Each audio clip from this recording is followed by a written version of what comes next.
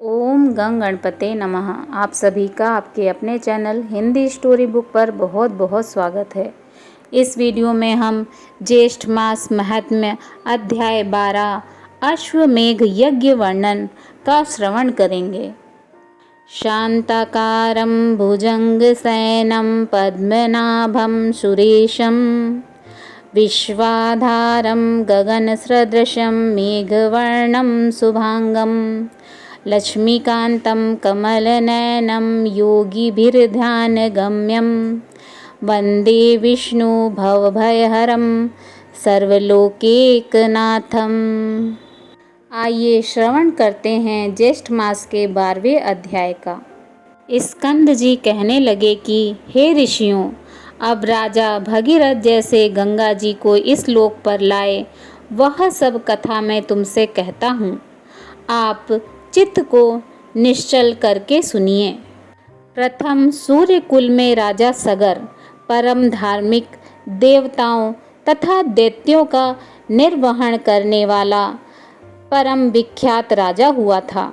वह नीति को जानने वाला और अति कुशल राजा था। अयोध्या को अपनी राजधानी बनाकर पुर के समान सातों द्वीपों की रक्षा करता हुआ वह राजा समस्त पृथ्वी पर शासन करता था। वह अपने और पुत्रों के समान प्रजा का पालन पोषण करता था और शेषनाग के 1000 फणों के समान उसके 60,000 पुत्र थे। राजा सगर के 60,000 पुत्र समुद्र के समान विख्यात और बड़े पराक्रमी थे। बल में वायु के समान, बुद्धि में बृहस्पति के समान, धनुर्धारियों में भीष्म के समान और तेज में सूर्य के समान थे। राजा सगर के 60,000 पुत्र समस्त विद्याओं में कुशल तथा धर्म में परायण थे। ऐसे 60,000 पुत्रों सहित राजा सगर ने अश्वमेघ नाम वाला बड़े प्रसिद्ध यज्ञ को प्रारंभ किया। राजा सगर ने ऋषि वशिष्ठ की आज्ञा अनुसार और उनकी सहायता से विधिवत संकल्प करके यज्ञ का घोड़ा छोड़ दिया। अनेक सेनाओं से सुशोभित सेनाचरों तथा वीर पुत्रों सहित यज्ञ का घोड़ा, जिसकी रक्षा के लिए राजा सगर के 60,000 पुत्र थे, चल पड़े। अपनी इच्छा अनुसार एक देश से दूसरे देश को जाता हुआ थकावट से युक्त वह श्रेष्ठ घोड़ा जिन जिन विख्यात राजाओं से पकड़ा गया, उन सब राजाओं को अपने बल से जीतकर और अपने शरणागत होने पर छोड़ दिया। इस प्रकार इस भूमंडल के समस्त राजाओं से कर लेकर उन्हें छोड़ दिया गया और उन राजाओं से कर में गधे, ऊंट, घोड़े, हाथी और धन आदि सब सामान एकत्रित करके अयोध्या लाया गया। इसके पश्चात यज्ञ की समाप्ति पर विधि पूर्वक ऋत्विजनों को दक्षिणा दी गई और 10 दिशाओं से लाया गया कर, सब द्रव्य वस्तु तथा अपने राष्ट्र का भी बहुत सा धन कामना रहित होकर ब्राह्मणों को दान में दे दिया गया। इस तरह इस राजा ने 99 यज्ञ किए।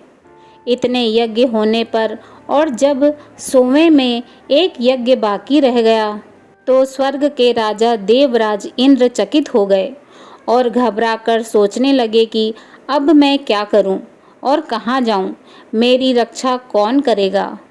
राजा सगर के 100 यज्ञ पूर्ण होने पर वह अवश्य मेरा इंद्रासन छीन लेगा, ऐसा विचार कर युद्ध के लिए तत्पर हो गए और समस्त देव सेना लेकर पृथ्वी पर आ गए।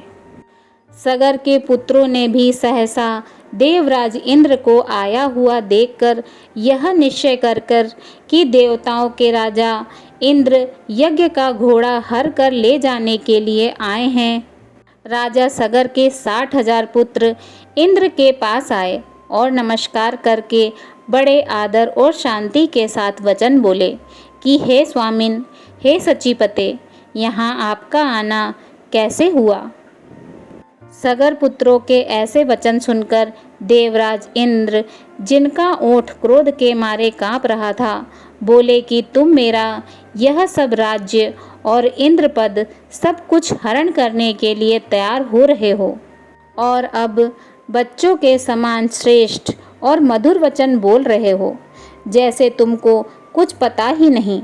ऐसा कहने पर सहसा देवता लोग शत्रु सेना पर प्रहार करने लगे। तब देवताओं के भय से सगर पुत्रों की सेना भयभीत होकर अपने प्राणों की रक्षा के लिए दशों दिशाओं की तरफ भागने लगी। सगर पुत्रों ने भी युद्ध आरंभ कर दिया और भयप्रद तुमुल युद्ध आरंभ हो गया।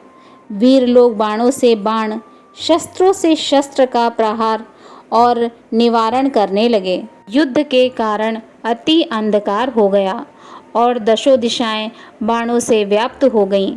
अपने और पराये का कोई ज्ञान न रहा। इस प्रकार वे परस्पर युद्ध करने लगे। देवता लोग देवताओं को और सगर पुत्रों को मारने लगे। अपने पराये का कुछ भी ज्ञान न रहा। फिर क्रोध से संतप्त होकर सगर पुत्रों ने दैत्यास्त्र को छोड़ने के लिए अपने धनुष पर चढ़ाया और यह देखकर देवसेना भाग गई। उस संग्राम में हाथी पर सवार केवल देवराज इंद्र और 60,000 सगर के पुत्र ही रह गए। ऐसा देखकर देवराज इंद्र उनके साथ युद्ध करने में अपने आप को असमर्थ देखकर वहां से भाग गए। अति चिंता से व्याप्त देवराज इंद्र भगवान श्री हरि विष्णु जी के पास गए। देवराज इंद्र के चले जाने पर सगर पुत्र और उनकी सेना अपने निवास स्थान को चली गई। सेना को सगर पुत्रों ने स्वामी गौरव के लिए बहुत सा धन, वस्त्र और आभूषण देकर प्रसन्न किया। इति श्री ज्येष्ठ मास महात्म्य अश्वमेघ यज्ञ वर्णन 12 अध्याय संपूर्ण। बोलिए श्री हरि विष्णु भगवान की जय।